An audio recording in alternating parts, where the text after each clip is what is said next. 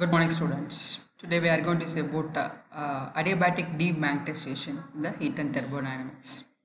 Yes, before starting with adiabatic demagnetization, first we can say what is the adiabatic process. Yes, so when a system undergoes from an initial state to a final state in a such a way that there is initial state to the final state in such a way that there is no heat leaves or enters into the system. Yes, there's a change in the heat, but that happens inside the system itself. There will not be any heat going out from the system. There will not be any heat entering into the system. This process is called as adiabatic process. Yes, here the Q heat is Q is equal to 0.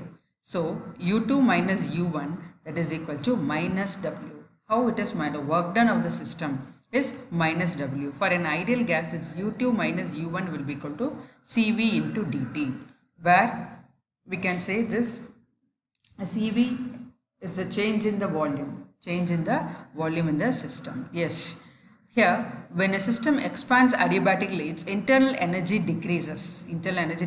When it is compressed, then adiabatically, then the W will be negative. So there is a compression. U2 minus U1 is given by minus of minus W, so it becomes W. Therefore, an adiabatic compression of a system is an internal energy increases.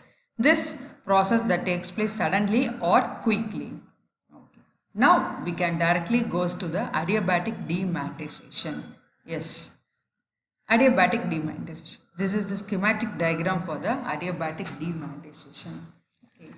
So it was able to produce the temperatures below 1 Kelvin with the help of an gadolinium sulfate. Yes, Haas and Kramers, that is the persons, used the magnetic balance for a number of paramagnetic substances.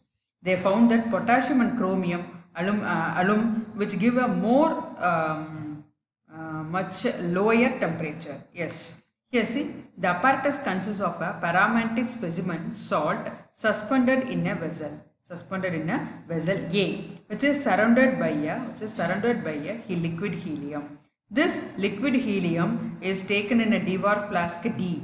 It is boiled under a reduced pressure. Yes, then it is surrounded by the another Dewar flask D2. This is D1, then another Dewar flask D2 containing liquid hydrogen. Now the salt is contact with the helium gas. A magnetic field is in the order of 30,000 gauzes applied. Here we can see N and S is the North Pole and the South Pole. A magnetic field of 30,000 gauzes applied. Okay, when the magnetic field is switched on, the specimen salt is magnetized. The heat due to the magnetization is removed by the first introducing hydrogen gas into A. Through this we can introduce the gas A, and then pump is put off with a high vacuum so that the specimen is thermally isolated. Yes, in the meantime the specimen picks up the temperature of the liquid helium, that is the specimen and the liquid helium are at the same temperature, maintaining at the same temperature. Now the magnetic field is switched off. What happens that we know that adiabatic is nothing but no heat enters into the system or no heat going out of the system. So adiabatic demagnetization of the specimen takes place and the temperature falls down. But the temperature of the specimen is determined by fitting a coaxial solenoid, here we can say coaxial solenoid coil around the tube A, and measuring the self-inductance, hence the susceptibility of the substance beginning at the end of the temperature. End of the experiment. Now the temperature T is calculated by the Curie law. Susceptibility psi will be equal to C by D. Yes, C by T. Here we can see the another person called Haas in 1944. He found that the temperatures up to 0.002 Kelvin using a double sulfate of potassium and aluminium. They used the mixed crystals of chromium and aluminum went down to the temperature of 0.0014 Kelvin. So this is the, from this we can find out the magnetic moment per unit volume, which gives the intensity of magnetization I. Okay. So we can see this TS diagram, that is the cooling produced by the adiabatic demagnetization is explained by using TS diagram.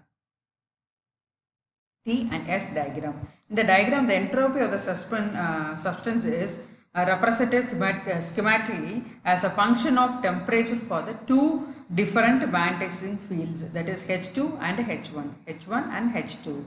Okay, initially the H2 is equal to 0, H1 equal to H. The arrow mark, here we can see that arrow mark A to B represent the change in the entropy during isothermal magnetization.